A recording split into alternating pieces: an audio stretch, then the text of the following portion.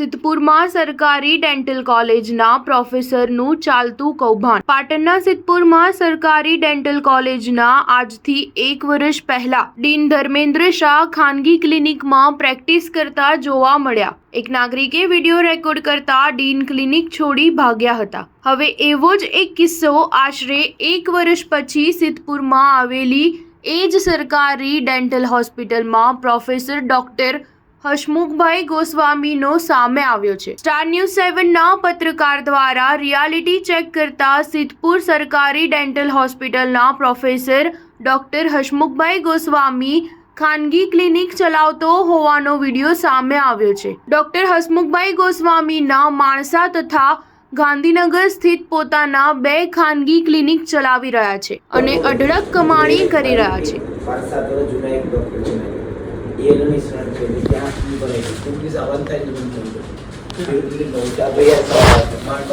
માણસાચ proper market છે ને, હા એકદમ યોગ અંદર અને એ સારું આખું ટેકનોલોજી બહુ મસ્ત છે।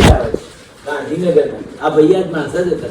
હું પોતે ત્યાં આવ્યો હતો। 27 માંથી તમે અહીંયા આવો તો 9 કિલોમીટર પેલું 1 કિલોમીટર સરખું જ છે તમારું, પણ અહીંયા બી આવે એના કેશુભાઈ વજુભાઈ વાળા આ બધા માણસાના ક્લિનિક છે। જો સીએમ બી ત્યાં, કારણ કે હું 3 દિવસ ત્યાં જવું કે રોજની 50-60 ની ઉપરી ક્યાં ના એ લોકોને એટલું પ્રેમ આપ્યું છે ને આપણા પટેલો જ છું બધા ઉત્તર ગુજરાતના, એવું નથી પણ જબરજસ્ત એમને આપણને એટલે એમને છોડીને જ દેવાનું।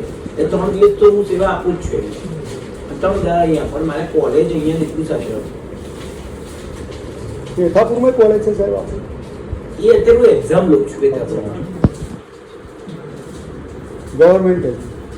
ડોક્ટર હસમુખભાઈ ગોસ્વામીને સરકાર દ્વારા મોટો પગાર આપવામાં આવે છે, તેમ છતાં સિદ્ધપુરમાં આવેલી સરકારી ડેન્ટલ હોસ્પિટલમાં ગેરહાજર રહીને મફતમાં પગાર ખાઈ રહ્યા છે। છેલ્લા કેટલા દિવસથી તેઓ સરકારી ડેન્ટલ હોસ્પિટલમાં વિદ્યાર્થીઓને ભણાવવા ગયા જ નથી। ડોક્ટર હસમુખભાઈ ગોસ્વામી પોતાના આશીર્વાદ ડેન્ટલ ક્લિનિક નામના પોતાના દવાખાના ચલાવી રહ્યા છે। દાંતનો ઈલાજ જે સરકારી ડેન્ટલ હોસ્પિટલમાં ઓછા પૈસામાં કરવામાં આવે છે, તેના જ લાખો રૂપિયા ડોક્ટર હસમુખભાઈ ગોસ્વામી દ્વારા તેમના ખાનગી ક્લિનિકમાં લેવાઈ રહ્યા છે। આ વાતની પુષ્ટિ સ્ટાર ન્યૂઝ 7 દ્વારા કરવામાં આવી તો ડોક્ટર હસમુખભાઈ ગોસ્વામીએ એવો જવાબ આપ્યો કે અહીંયા સીએમ થી લઈને ઘણા રાજકારણીઓ મારા ત્યાં ક્લિનિક ઉપર આવીને પોતાની સારવાર કરાવે છે, એટલે મને કોઈ પણ અધિકારીનો ડર નથી।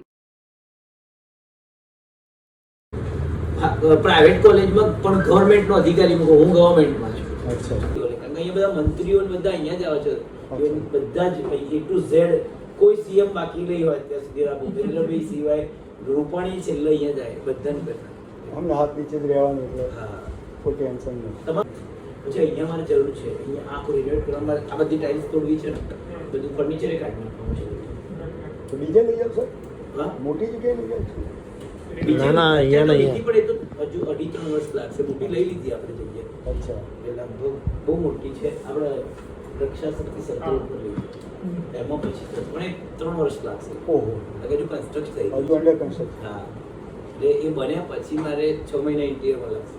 ઓહો, પણ એ અલગ સ્ટાર ન્યૂઝ 7ના પત્રકાર સાથે વાત કરતા ડોક્ટર હસમુખભાઈ ગોસ્વામીને જ્યારે જાણ થઈ કે લોકો મીડિયાના છે તો તેઓ તરત જ ક્લિનિક છોડી ભાગ્યા। વિડીયોમાં જોઈ શકાય છે કે પ્રોફેસર ડોક્ટર હસમુખભાઈ ગોસ્વામી એક ખાનગી હોસ્પિટલમાં પ્રેક્ટિસ કરી રહ્યા હતા। તે દરમિયાન સ્ટાર ન્યૂઝ 7ની ટીમ દ્વારા રિયાલિટી ચેક કરતા તેઓ ત્યાંથી નાસી છૂટ્યા હતા। ડેન્ટલ કોલેજના HODના હોદ્દા સાથે પ્રાઇવેટ પ્રેક્ટિસ કેટલી યોગ્ય તે સૌથી મોટો સવાલ છે। તો શું આ ડોક્ટર હસમુખભાઈ ગોસ્વામીને કદાચ તંત્રનો ડર નહીં હોય? શું આ ગેરકાયદેસર ખાનગી હોસ્પિટલમાં પ્રેક્ટિસ કરવામાં તંત્રની પણ મિલીભગત હશે કે શું આ ડોક્ટર હસમુખભાઈ ગોસ્વામીને રાજકારણીનો સપોર્ટ હશે કે શું ડોક્ટર હસમુખ ગોસ્વામીને કાયદાનો કોઈ ભય લાગતો નથી કે શું? Star news 7 Ahmedabad.